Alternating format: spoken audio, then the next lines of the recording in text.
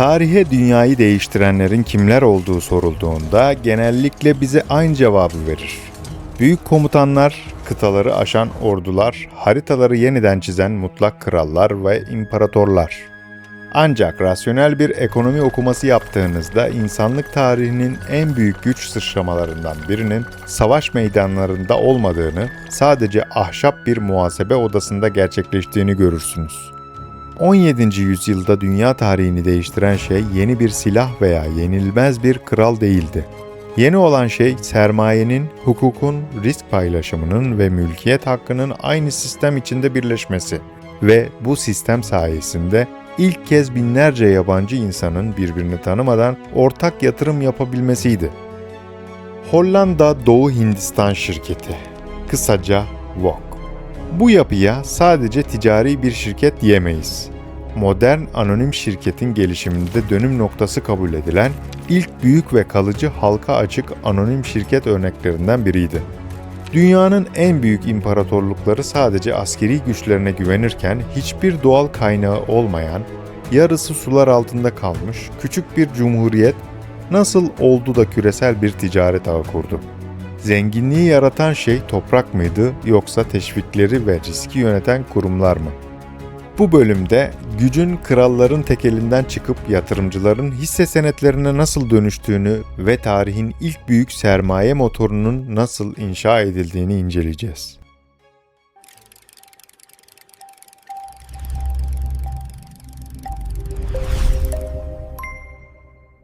Hikayenin ekonomik kodlarını çözmek için önce temel soruyu sormalıyız. Neden binlerce Avrupalı ölümcül denizleri aşıp dünyanın öbür ucuna gitmek zorundaydı? 17. yüzyılda karabiber, karanfil ve muskat sadece yemeği tatlandıran ürünler değildi. Eti koruyan, tıpta kullanılan ve statü belirleyen stratejik varlıklardı. Ancak ortada büyük bir sorun vardı. İşlem maliyetleri. Asya'dan Avrupa'ya uzanan ticaret yolları boyunca baharat, birçok tüccarın, gümrük noktasının ve siyasi gücün elinden geçiyor, Avrupa'ya ulaştığında fiyatı katlanarak artıyordu. Avrupa'nın yeni bir rotaya ihtiyacı vardı. Bu bir macera arzusu değil, aracıları ortadan kaldırma ve işlem maliyetlerini düşürme zorunluluğuydu. Ancak okyanusları aşarak Asya'ya ulaşmak, o güne kadar görülmüş en yüksek riskli ticari operasyondu. Peki, gemilerin batma ve korsanlar tarafından yağmalanma riskinin devasa olduğu bu operasyonları kim finanse edecekti? Oyunun ilk kuralını dönemin süper güçleri yazdı. Yeni okyanus rotalarını ilk bulanlar İspanyollar ve Portekizliler oldu. Amerika'nın gümüşü İspanya'ya, Asya'nın baharatı Portekiz'e aktı. Dünyanın en büyük donanmalarına ve en zengin krallarına sahiptiler. Başarı kesin gibi görünüyordu. Fakat bu devletlerin sisteminde çok derin bir yapısal kusur vardı. Sorun altın veya gümüş değildi. Sorun altını yöneten kurumlardı. Tüm bu küresel ticaret, devletin ve kraliyetin mutlak tekelindeydi. Yatırım kararlarını monarklar alıyordu. İspanya'ya sel gibi akan gümüş, ülkenin üretim kapasitesini arttırmadı. Aksine ağır bir enflasyon yarattı. Devlet kazandığı serveti ticari altyapıya harcamadı. Bitmek bilmeyen Avrupa savaşlarına gömdü. Sürekli savaşan İspanya Krallığı defalarca iflas ilan ederek tüccarlara olan borçlarını ödemeyi reddetti. Rant arayışı üretimin önüne geçmişti. İspanya'nın çöküşü bize makroekonominin acımasız bir kuralını kanıtladı. Para tek başına zenginlik üretmez. Sermaye güven arıyordu. Ve o güven hiç beklenmedik bir coğrafyada, bataklıkların üzerine inşa edilecekti.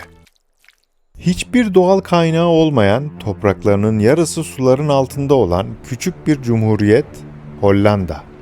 Asya'ya ticaret filosu göndermek, onlar için tek bir yatırımcının altından kalkamayacağı kadar pahalı ve riskliydi. Hollandalılar askeri dezavantajlarını tarihin seyrini değiştiren kurumsal bir tasarımla çözdüler. Riski bölmek. 1602'de kurulan VOC, yatırımcıların paralarını tek bir sefer için kullanmak yerine şirketin ömrü boyunca sistemde kalmak üzere yatırdığı kalıcı bir yapıya dönüştü. Bu sistemi devrim niteliğine taşıyan unsurlardan biri ise Yatırımcıların fiilen sınırlı risk üstlenmesini sağlayan kurumsal yapıydı. Bir yatırımcı şirkete 100 florin yatırdığında şirket batsa bile sadece o 100 florini kaybediyordu. Evi, tarlası veya şahsi mal varlığı tehlikeye girmiyordu. Böylece yatırım yapmak sadece aristokratların değil, orta sınıf tüccarların da ulaşabileceği bir faaliyet haline geldi.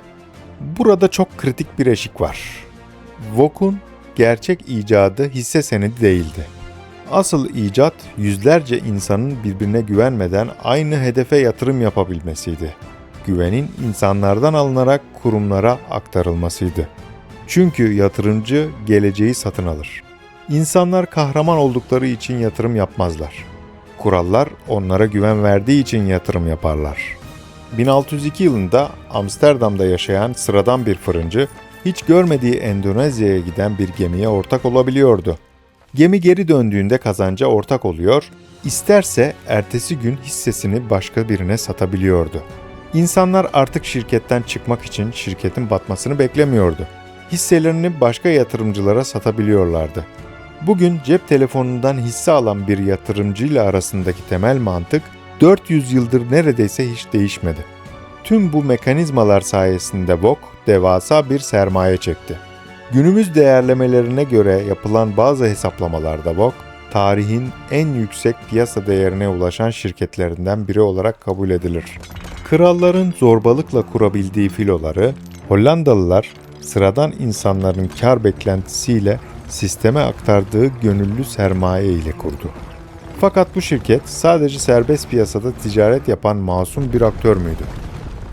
Vogue'u günümüz şirketlerinden ayıran ve onu 17. yüzyılın en acımasız güçlerinden biri yapan çok karanlık bir boyutu vardı.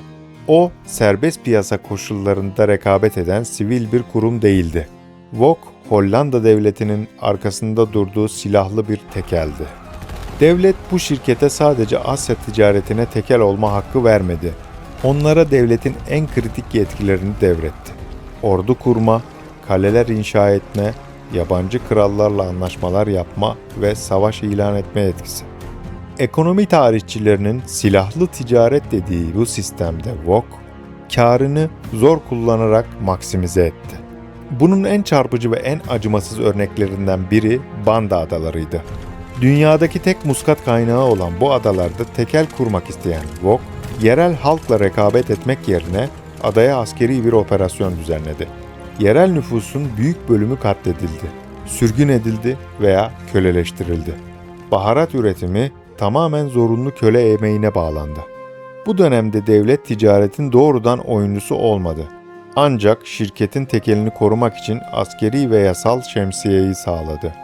Vogue, küresel karlar elde etmek için şiddeti kullanan devasa bir şirket devlet modeline dönüşmüştü.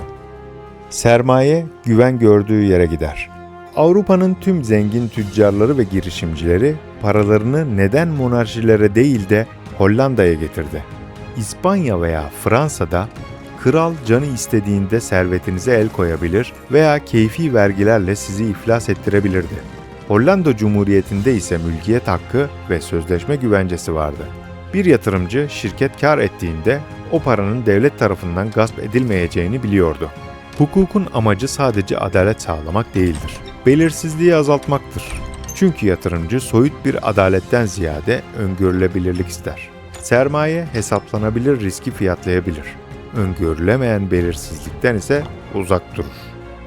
Belirsizliğin azaldığı bu ortamda tarihin büyük finansal ekosistemlerinden biri doğdu.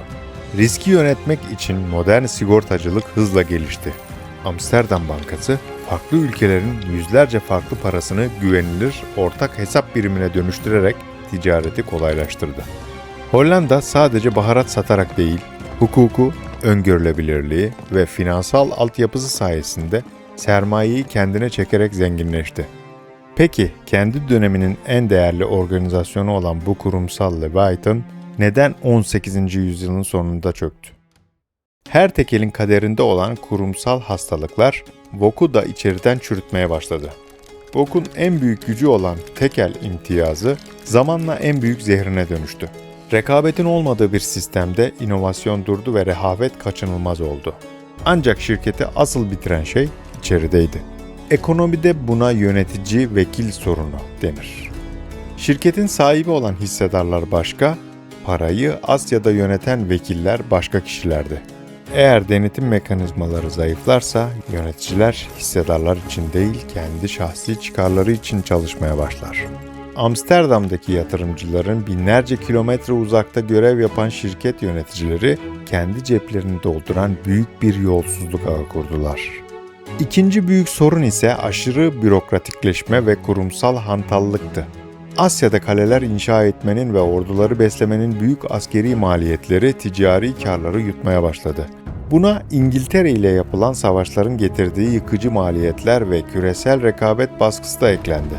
İçeride yolsuzluk büyürken dışarıda rekabet sertleşiyor, şirket aynı anda iki cephede güç kaybediyordu. Borç dağlarının altında ezilen şirket 1799'da tamamen millileştirildi ve tarihe karıştı. VOK çöktü. Ancak yarattığı işletim sistemi çökmedi. Sadece el değiştirdi. Hollandalılar küresel finansın ve anonim şirketin temelini atmıştı. 18. yüzyılda küresel ticaretin ağırlık merkezi yavaş yavaş Amsterdam'dan Londra'ya kaymaya başladı. İngilizler, Hollandalıların kurduğu finansal mimariyi daha büyük bir devlet gücüyle birleştirdi. İngiliz Doğu Hindistan Şirketi. Geniş finansal kaynaklara ve Britanya'nın yükselen deniz gücüne dayanarak küresel ticarette belirleyici aktör haline geldi. Sermaye yeni güvenli limanını bulmuştu. Londra zamanla Amsterdam'ın yerini aldı ve yeni dünyanın ekonomik başkenti oldu. VOK tarih sahnesinden çekildi. Ancak onun icat ettiği kurumsal anatomi insanlık tarihine kalıcı bir miras bıraktı. Bugün dünyayı yönlendiren trilyonlarca dolarlık dev şirketler elbette ordular kurup ülkeleri işgal etmiyor. Küresel hukuk o karanlık dönemin kurallarını çoktan değiştirdi. Ancak modern şirketlerin motor odasına indiğinizde riskin hissedarlara dağıtılması, kalıcı sermaye havuzları, sınırlı sorumluluk ve kurumsal yönetişim gibi yapı taşlarının Amsterdam'da atılan o mimari temelin evrimi olduğunu görürsünüz. VOK, dünyanın en ahlaklı kurumu olduğu için değil, tarihte sermayeyi organize etme biçimini değiştirdiği için dünyayı değiştirdi. Bize öğrettiği en net rasyonel ders ise tarihte zenginliği belirleyen şey madenler değil, onları yöneten kurumlardır. Çünkü sermayenin yatırım yaptığı şey güvendir. Tarihin bize bıraktığı son soru ise bir medeniyetin geleceğini belirleyen şey onun haritadaki askeri büyüklüğü müdür yoksa insan aklını, riski ve sermayeyi organize etme kapasitesi mi? Burası realist. Şüphe edin, merak edin ve kendi araştırmanızı yapın. Tekrar görüşmek üzere.